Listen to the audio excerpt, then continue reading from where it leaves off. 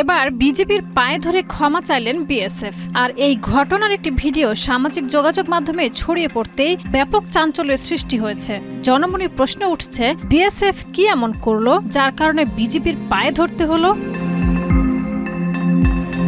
সম্প্রতি ভারতীয় সীমান্তরক্ষী বাহিনী বিএসএফ এর 2 সদস্য অস্ত্রসহ আন্তর্জাতিক সীমান্ত অতিক্রম করে বাংলাদেশে প্রবেশ করে। অভিযোগ রয়েছে, ভারতীয় সীমান্তরক্ষী বাহিনী বিএসএফ এর 2 সশস্ত্র সদস্য আন্তর্জাতিক সীমান্ত অতিক্রম করে বাংলাদেশের অভ্যন্তরে প্রবেশ করে। তারা সরাসরি সীমান্ত পেরিয়ে সীমান্তবর্তী একটি বাংলাদেশি গ্রামে ঢুকে পড়েন এবং অভিযোগ অনুযায়ী কয়েকজন স্থানীয় কৃষককে ধরে নিয়ে যাওয়ার চেষ্টা করেন।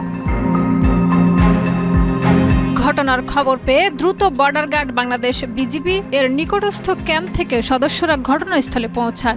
স্থানীয় জনসাধারণের সহায়তায় বিজিবি 2 বিএসএফ সদস্যকে আটক করতে সক্ষম হয়। পরে উভয় পক্ষের মধ্যে যোগাযোগ ও আলোচনার মাধ্যমে এবং বিএসএফ সদস্যদের অনুতপ্ত আচরণ ও ক্ষমা প্রার্থনার পর কূটনৈতিক ও নিরাপত্তা প্রটোকল মেনে তাদের বিএসএফ কর্তৃপক্ষের কাছে হস্তান্তর করা হয়। সামাজিক যোগাযোগ মাধ্যমে ছড়িয়ে পড়া ভিডিওতে দেখা যায় আটককৃত বিএসএফ সদস্যরা বিজিবি সদস্যের কাছে ক্ষমা প্রার্থনা করছেন এবং নতজানু হয়ে তাদের প্রতি অনুরোধ জানাচ্ছেন। ভিডিওতে কেউ বিজিবির পেশাদার ও কৌশলী ভূমিকার প্রশংসা করেন, আবার কেউ সীমান্ত নিরাপত্তা ও বিদেশি বাহিনীর অনুপ্রবেশ নিয়ে উদ্বেগ প্রকাশ করেছেন।